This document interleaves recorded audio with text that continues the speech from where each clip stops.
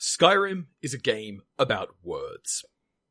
Full disclosure up front, I'm not a big fan of Skyrim as a game. I don't really want to play it. I never really thought it looked interesting to play, and despite owning it on 2 different platforms, how the hell did that happen? I think I've sunk maybe 15 minutes into the game itself beyond the initial teething period. The opening few minutes of Skyrim are so fantastically badly made for getting me engaged, I have found it actively more interesting to put the entire game in a box and kick that box downhill. The game is definitely an important game of its generation, a sprawling and vast play space full of not quite procedurally generated in the way that people mean that, nooks and crannies to explore, and its bigness can make it challenging to talk about in terms of what it's about. And how much can you trust my opinion on it regarding what matters about the game, since I have not, as I said, played it, and do not want to? I'm going to take a shot anyway. I say that Skyrim is a game about words, but what kind of words do I mean? I criticize the opening for its use of words. It introduces a half-dozen proper nouns without meaningful context. It tells you these words are meant to be important, and it uses that importance to drive your situation. You were involved in a thing with those people in the place. Does it mean anything to you right now? Not if you don't know what those words mean.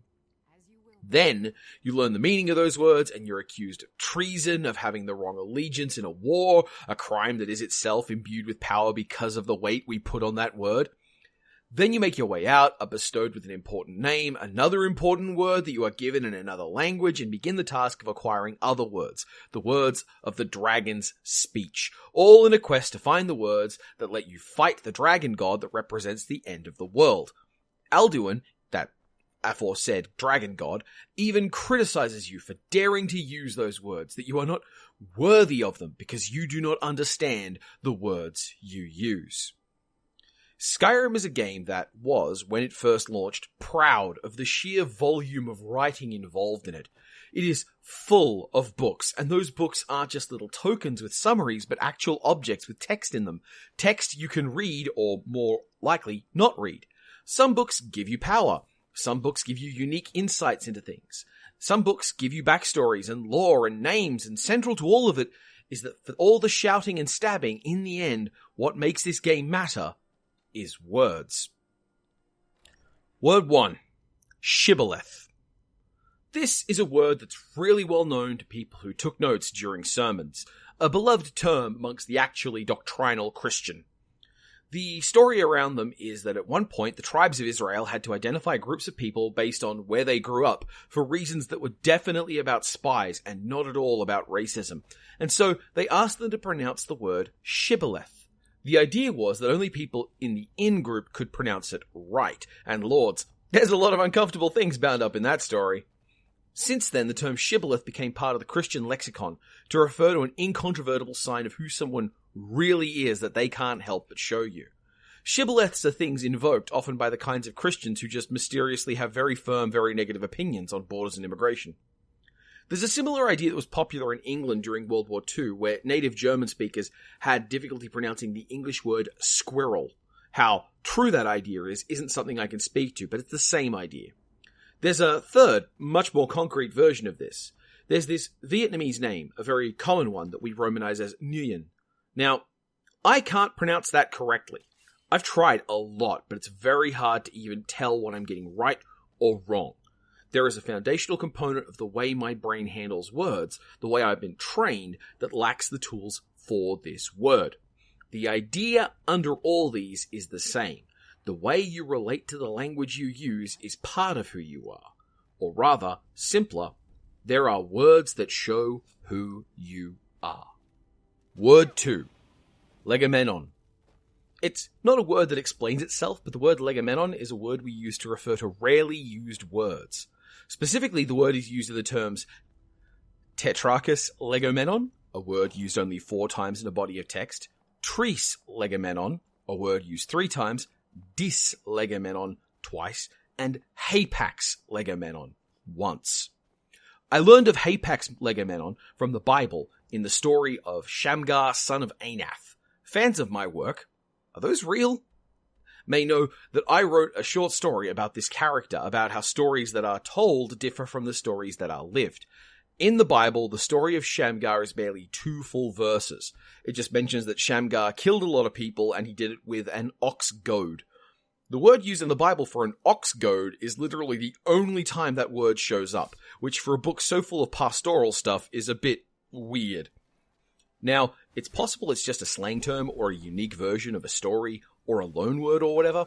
When I conceived of the story, I liked the idea that the word for it was unique because it wasn't clear what the thing actually was. Skyrim posits the idea that the language of dragons is something inherent to them.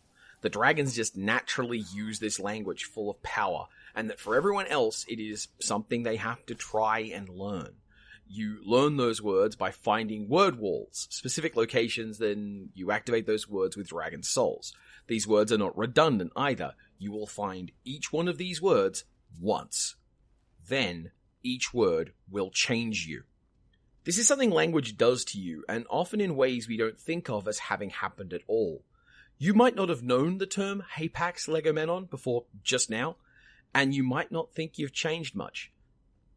But if you didn't, there's a clear dividing line. You before knowing, you after knowing. What's different? Not much, but now there is something different. The words you know change who you are. Word 3. Lacuna. In English linguistics, we have this term to refer to something that's a missing word that the rules of the language allow for. We call that gap a lacuna, a space where a word can be, but there isn't one. Sometimes this is because the word is so old we forget it, like effable. Sometimes it's because a more common word is doing the same job, like how thief makes the word stealer unnecessary. Despite the way the language works allowing it, calmity isn't a word, and calmness is. Where your language has gaps, you have limits on what you can talk about. You have limits on what you can be. One area this becomes obvious, for example, is how English doesn't have a common gender-neutral word for aunt or uncle. It doesn't have a common word for assigned male at birth. I grew up in a space where words were controlled. Some words were hidden, and some words were never defined. These gaps in our language were punched into the surface of my reality in the hopes that not having ways to talk about these things or think about these things, we could keep these things from being true. We were taught some ideas were profane, that knowing some words was a kind of sin, and that thinking some thoughts was as bad as acting on them. In Skyrim, by keeping the words separate, by creating gaps in the words that exist, the game can control what you even think of as possible. At some point, playing this game, you find a word that doesn't relate to anything else you have, doesn't interact with the words you already have, and you're suddenly presented with a word that creates gaps.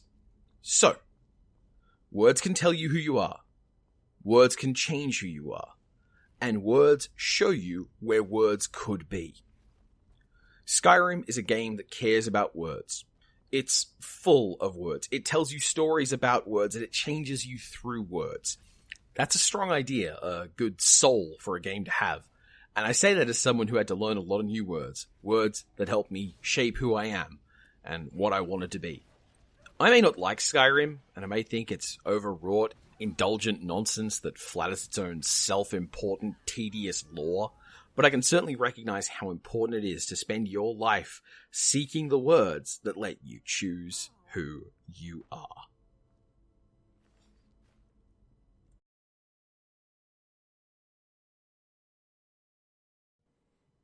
Originally, I wanted to make this script over just the introduction of Skyrim, that little cart ride, rolling over and over again. Like, that was really funny to me.